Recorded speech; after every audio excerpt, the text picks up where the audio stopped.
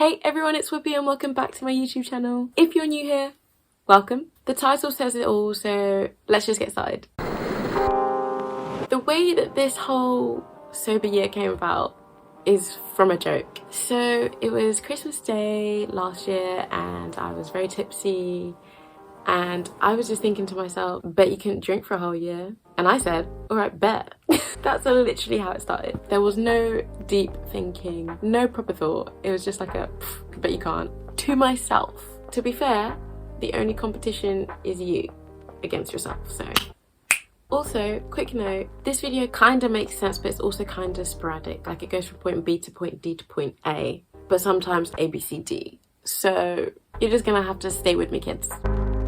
So in terms of predictions, I'd say the first week wasn't as hard as I originally thought it would be. Genuinely, I think that I made it through quite gracefully. I don't even know if gracefully is the word, but I wasn't trudging through. Around this time before I stopped drinking, I'd been casually drinking and in a way increasing my tolerance. So I thought I would feel the effect of not drinking more than I did, but it was actually fine. I would say about 4 months in is when I found it harder. Don't think there was a real reason or trigger for it. It just sort of happened, but I got through it. 6 months was another hard point, and obviously when you're halfway through something, you reach that line where it's either you continue and cross it and you'll make it to the finish line, or you feel like you might give up and then stop. I'm thankful that I kept going, but there was a point where I was thinking, maybe I should just give in. And that's normal. I also think that around the 6 month mark, a lot of change was happening. And when a lot of changes happened in my life in the past, I would either cling on to old coping mechanisms / habits, which were technically not healthy for me. And drinking was one of those. So I think because of all the change, my body was like, oh, we need to do something that we normally do when these things happen. But because I've been sober, I couldn't reach for it. So that was eye-opening for me because I had to readjust my coping mechanisms. Another point would be the 8 months mark. There was a few days where I was really craving a glass of red wine. I don't know why, like it just popped up out of nowhere. But then again, I got through it.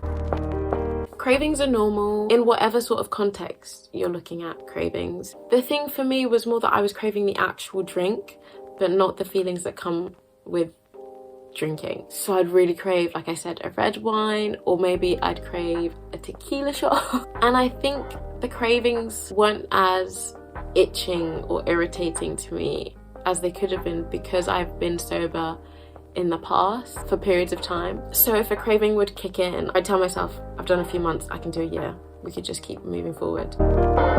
So like I said, I've done sober periods before, so I've been in settings and environments where I've not been drinking but others around me have been, and because of that it felt more normal to me to be in that sort of context, and it didn't make me feel odd. The times when I would feel that things were difficult or uncomfortable is when people would offer me alcohol when they knew that I was being sober, because it's still a temptation. It made me feel like what I said was a bit disregarded sometimes. Another thing about being around others while they're drinking, I wasn't really fussed that I was there with my water or my lemonade. It really made no difference to me because I was still having a good time. And at least I was staying hydrated. Kids, stay hydrated.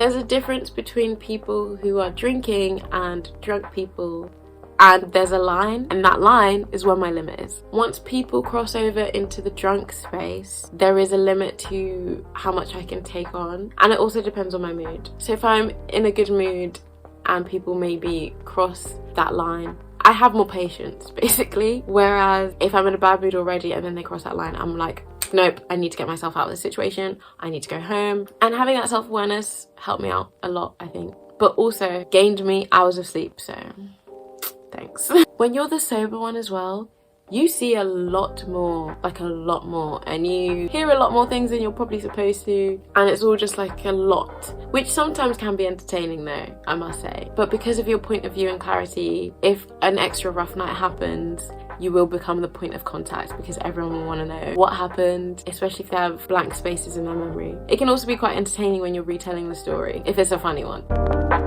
Earlier I said that my patience wears more thin with drunk people, and that's a fair enough statement. However, I have also gained a lot of patience from this experience. I've learned to be more patient with myself, but also to be more patient with drunk people and more understanding. I mean, it's the fact that I've almost finished this year. I literally have 14 days now, technically, because of the time I'm filming this. But imagine that, 14 days of a whole year of soberness left. Really deep it, because that takes a lot of time and patience.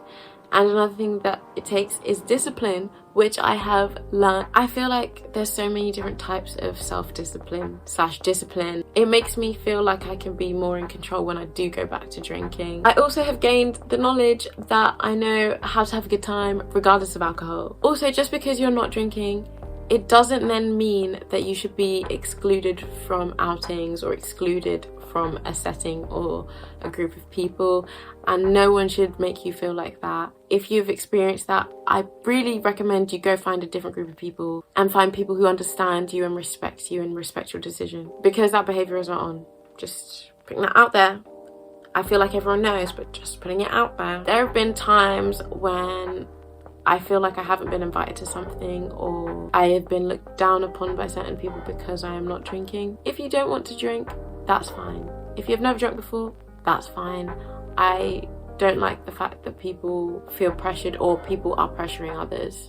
It just doesn't sit right with me. And on top of that, a reminder, you don't owe anyone an explanation. If you don't want to drink, you don't have to give a reason why. Personally, I didn't mind explaining to people, but my first answer would just be, I'm not drinking tonight, or I'd just be like, I'm sober. Nice people will respect you and will respect your decision if you go into depth about it. I've also gained just experience in general in the night out culture in terms of the other side of it, the sober side of it. As I said before, I've been sober before, but I think being sober this long and being in different night out settings, whether it's a club, a pub, a bar, a house party, anywhere, my knowledge has expanded, and that is great for me.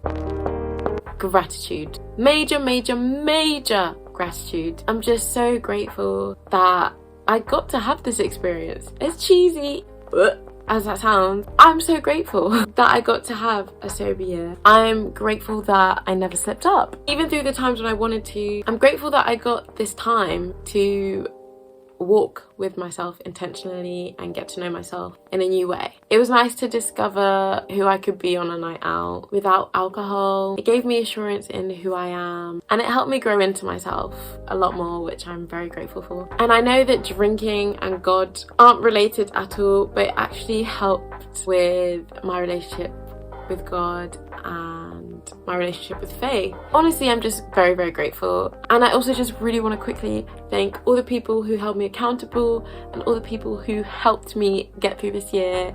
So much love for you. And being sober actually saved me from getting into many sticky situations which could have led to dire consequences. So I'm very grateful I didn't have to deal with that. But all in all, it's been such an interesting experience. If you want to try a sober year or a sober month or a sober week, I hope it goes well for you. Find at least one person to tell so you have someone to keep you accountable. Tip that I would give, you have to be quite confident in yourself. You have to expect to receive negative comments about it. Sometimes I would hear that I'm boring, or I would get an insult, and the chances are that you're probably not a boring person. You have to be confident enough in yourself to know that and to be able to take those comments, because they will be hurled at you with chest.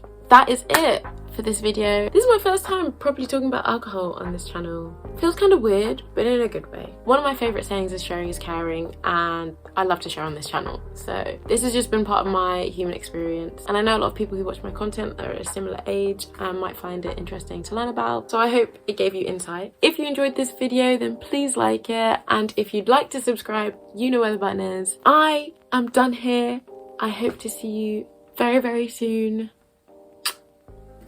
Bye.